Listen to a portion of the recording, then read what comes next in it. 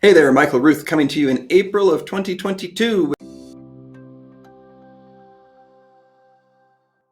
It's time to look at how our first quarter of the year stacked up against the first quarter of 2021 and see if this current trend of the market is continuing in that upwards direction or whether we might be stalling or whether we might be dropping.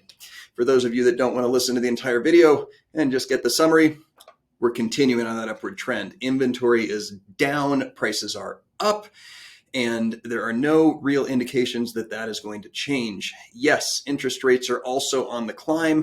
However, we're still at quote unquote historic lows, which is great for buyers. It is also great for sellers because it means they still have lots and lots of buyers for their home in this very low inventory market.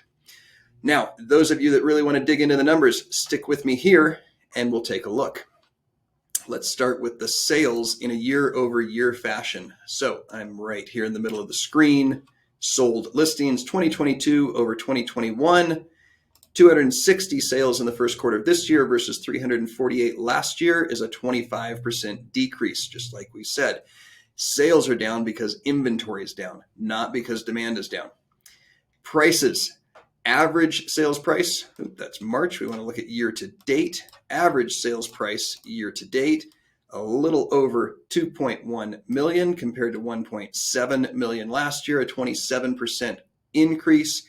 Median, which sometimes that's more relevant to you depending on where in the market you are shopping, a little over 1.3 million for the first quarter of this year compared to a little over 1.1 million for last year, or a 16, almost 17% gain in the median. So average sales price higher than the median sales price tells us there's more homes selling for more dollars than there are at the other end of the spectrum. Where should we jump to next? Let's look at let's look at new listings. New listings to come on the market in 2022. We had 440, 2021, 439, stayed pretty flat.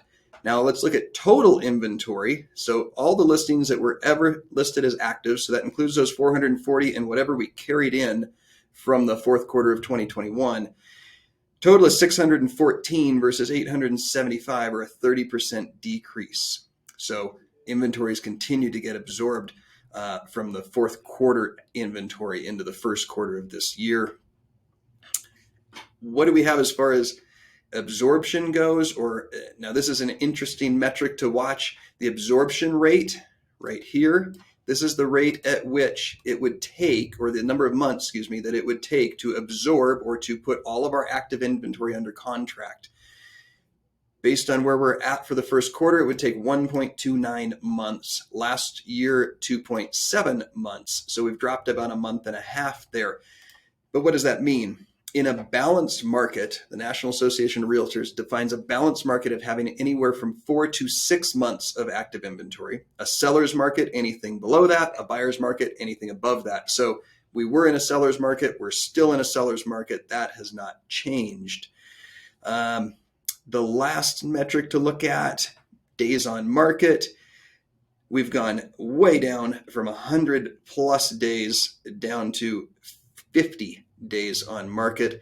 As of March, the year over year on that, I think the average was actually 54 days. That one's down here versus 113 last year. Bottom line is our average days on market is cut in half. And the reality is if a home comes on and it is priced right, it's not taking 54 days to sell. It's taking right around 4 to 5 days to sell. And that's because a lot of sellers are putting their homes on the market on a Thursday, advertising them that Thursday afternoon and Friday, holding open houses on Saturday, Sunday, asking for all offers to be submitted by Monday and responding to those offers by Monday night or Tuesday. That gives you roughly 5 days on market for homes that are priced right or priced just below the market, and causing those bidding wars and the buyers to get frustrated, quite honestly. So what do we see happening?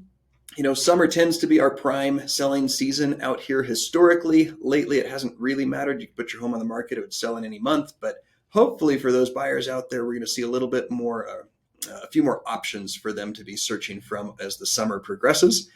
We will keep you posted. If you have questions specific to your neighborhood and what all of this really means for you, please reach out, give us a call, or send us an email. Be happy to look up the trends specific that impact your life. Because again, these are just Eagle County at large, and it doesn't necessarily correlate directly to some of us in our specific neighborhoods within the county.